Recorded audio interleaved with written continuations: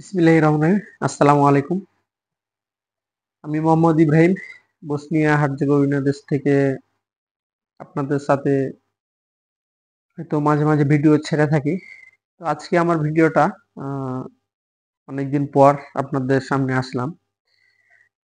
তো আসলেই ভিডিও ছাড়া হয় না বা করা হয় না, মন মানসিকতা সবসময় ঠিক থাকে না। আর আপনারাও জানেন যে এদেশে যারা হয়তো আসে বা কাজ করে এ পর্যন্ত ওরকম কেউ আ তুলে ধরতে পারিনি ইউটিউবে বা এই দেশটাকে নিয়ে। হয়তো আমি যতটুক সময় পাই আপনাদের সাথে শেয়ার করি। তো ইদানিং ১-২ মাস থেকে আমার কোনো ভিডিও নিয়মিত ছাড়তে পারি না, হয়তো কাজক্ষেত্রে। তো বেশ কিছু প্রশ্ন আপনারা কইরা আসছেন আমাকে। অনেক ভাই একই প্রশ্ন বারবার জিজ্ঞেস করছে যে, কয়েকটা প্লিজ উত্তর দিয়েন ভাই।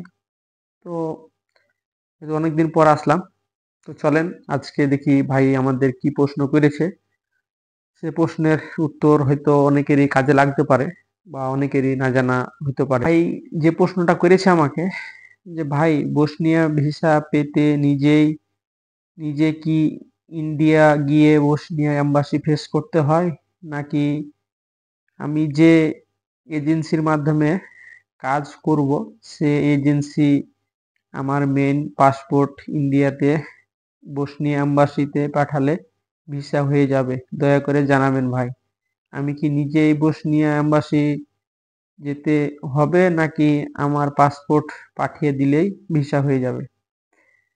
তো ভাই যে প্রশ্নটা করেছে আমাকে বা জানতে চেয়েছে যে, যদি কেউ বসনিয়া আসতে চায় তাহলে হয়তো বিভিন্ন এজেন্সিতে তারা পাসপোর্ট জমা দিয়ে থাকে। তো সে পাসপোর্টটা হয়তো বাংলাদেশে এম্বাসি না থাকার কারণে যে এজেন্সিকে দেয় সে এজেন্সির মাধ্যমে পাসপোর্টটা কি এজেন্সিকে দিয়ে দিলেই কি তার কাজ শেষ, না যার পাসপোর্ট তার কিছু কাজ থাকে মূলত? তো অ্যাকচুয়ালি যখন পাসপোর্ট জমা দেওয়া হয় হয়তো অনেক এজেন্সি বলে যে তোমাদের ইন্ডিয়া যেতে হবে না, হয়তো অনেকেই বলে যে ইন্ডিয়া যেতে হবে।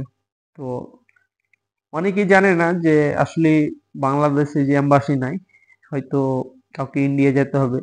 তো যেকোনো দেশে যদি বসনিয়া হার্জেগোভিনা দেশে যেকোনো দেশে এম্বাসি থাকুক না কেন, সে দেশে তাকে এম্বাসি ফেস করতে যেতেই হবে। হয়তো অন্যথা অনেকেই বলে যে ভাই আমি পাসপোর্ট হয়তো আমার এজেন্সিকে দিয়ে দিলে তারা কি ভিসা নিয়ে আসতে পারবে? তো 80% এটা হয় না। কারণ যার পাসপোর্ট তাকে অ্যাকচুয়ালি যেতে হয়। যারা অরিজিনাল হয়তো ওয়ার্ক পারমিট নিয়ে আসে বা দেয় তাদেরকে কিন্তু করতে হয়। হয়তো অনেকেরই ভিসা এমনও আছে যে তারা হয়তো ভিসার কাজ মানে ভিসাটা শুধু লাগিয়ে দিয়েছে হয়তো কোনো মাধ্যমে। তো এখানে এসে দেখা যাচ্ছে অনেকেই এই যে আমাকে হয়তো কয়েকদিন আগে এক ভাই মেসেজ করেছে, হয়তো লাইনে পাইনি তখন আমাকে একটা ভয়েস দিয়েছে যে, "ভাই আ আমি বাংলাদেশ থেকে বসনিয়া হার্জেগোভিনা দেশে আছি। এখানে এসে কাজ পাই না। এখন আমি কি করব?" বিষয়টা হচ্ছে যে উনি আইসা হয়তো যে কারণেই হোক, প্রতারণার পড়ার কারণে হোক অথবা হয়তো সে নিজে জেনে শুনেও আইসা এই দেশে কাজ করার চিন্তাভাবনা করেছে। তো এই জিনিসগুলা বেশি হয়। আ এখন ইদানিং যেহেতু লোক আসছে, বাড়ছে লোক। তো এখন এই প্রতারণাগুলা বেশি হচ্ছে। তো আমি যতটুক হয়তো জানি যে নিজে মানে নিজের পাসপোর্ট হয়তো নিজের ভিসা নিজে ছাড়া হয়তো এম্বাসি ওরকম দেয় না। আ হয়তো অনেকেই জানে, অনেকেই জানেন। তো বিষয়টা আসলে পুরোপুরি যেহেতু আমি করতে পারছি না। তবে ৮০% আমার ধারণা, কারণ এদেশে যারা আসছে তো তাদের যে নিজের যে ভিসা লাগাবে ওই ধারণা থেকেই আপনাদের সাথে আমি বিষয়টা শেয়ার করলাম। তো যে ভাই প্রশ্নটা করেছেন অসংখ্য ধন্যবাদ ভাই। তো আপনি হয়তো এজেন্সি কি বলেছে জানি না বা আপনাকে কিভাবে বুঝ দিয়েছে। তো আপনি যেখানে আপনার এম্বাসি আছে ওখানে আপনাকে নিজে ভিসা গ্রহণ করতে হবে এবং নিজের একটা পেপারে সিগনেচার লাগে সেটাও আপনাকে দিতে হবে। না হলে আপনার এদেশে কাজের ডকুমেন্টস বা তথ্য থাকলো না, আপনি এদেশে যে আসবেন, আপনি নিজে ভিসাটা গ্রহণ করেছেন কিনা এটা এম্বাসি হয়তো বুঝতে পারবে না। যদি অরিজিনাল ওয়ার্ক পারমিট অথবা এদেশের কোম্পানি থেকে আপনারা ওয়ার্ক পারমিট পেয়ে থাকেন, তাহলে অবশ্যই আপনাকে এম্বাসি ফেস করতে হবে। এটা হচ্ছে আসল কথা। আর এর ভিতরে বাইরে যেগুলো হয় এগুলা হয়তো আমার অতটুকু ধারণা নাই। তবে আপনাকে এটুকুই ধারণা দিতে পারি যে যদি অরিজিনাল ওয়ার্ক পারমিট হয়ে থাকে এদেশ থেকে, তাহলে অবশ্যই আপনাকে এম্বাসি ফেস করতে হবে। কারণ ওনারা আপনাকে দেখবে আপনি আহ, এই যে দেশে যাচ্ছেন, ওখানে কাজের জন্য যাচ্ছেন, ওখানে আপনি পারফেক্ট আছে কিনা বা আপনি কতটুকু কাজ জানেন, আপনাকে দেখার পর তারা ওইটা সত্যতা যাচাই করবে। তো ধন্যবাদ ভাই আপনাকে। আর আরেকটি প্রশ্ন আরেক ভাই করেছে, টাওয়ার পারমিট যদি বসনিয়া হার্জেগোভিনা দেশ থেকে বের হয়ে যায়, তাহলে ভিসা হওয়ার কতটুকু সম্ভাবনা আছে? তো আমি যতটুক জানি বা এদেশে হয়তো যতগুলা লোক আসছে বা ওয়ার্ক পারমিট বের হয়েছে পর্যন্ত, তাদের 100%-এর ভিতরে 100%ই ভিসা হয়েছে, যাদের ওয়ার্ক পারমিট বের হয়েছে তাদের। এখন এর ভিতরেও যদি কোনো হয়তো দুর্নীতি বা দেখা যাচ্ছে যে কারো না হয়ে থাকে, তাহলে হয়তো সেটা তার জন্য ওয়ার্ক পারমিট যায়নি।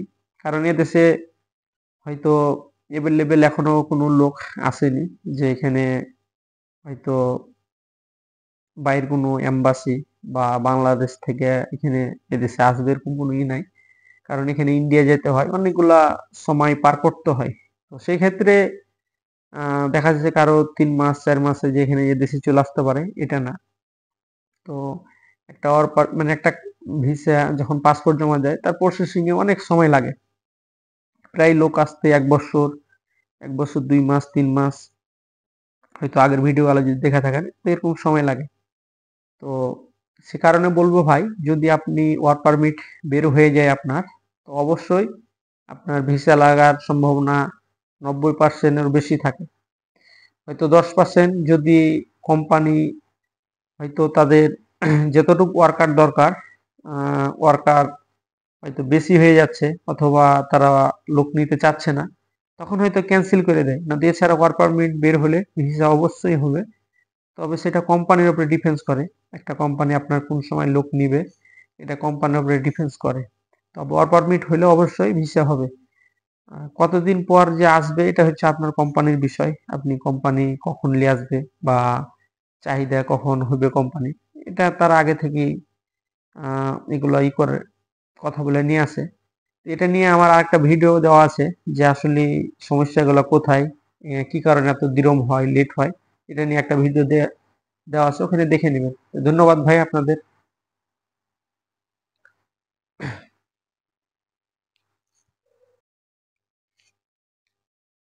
তো আজকের ভিডিওটা আমার এই পর্যন্ত। সবাই ভালো থাকবেন, সুস্থ থাকবেন। আর চেষ্টা করব আপনাদের সাথে অনলাইনে মাঝে মাঝে আসার। এবং যারা হয়তো ভিডিওটা দেখলেন অবশ্যই লাইক করবেন, কমেন্ট করবেন। আর কারো যদি কোনো কিছু জানার থাকে অবশ্যই কমেন্ট করবেন। আর সাপোর্ট দিলে হয়তো চেষ্টা করব আস্তে আস্তে হয়তো আপনাদের ভালো কিছু দেখার বা যেটা তথ্য জানি সেটা দেওয়ার চেষ্টা করব। তো সবাই ভালো থাকবেন, সুস্থ থাকবেন।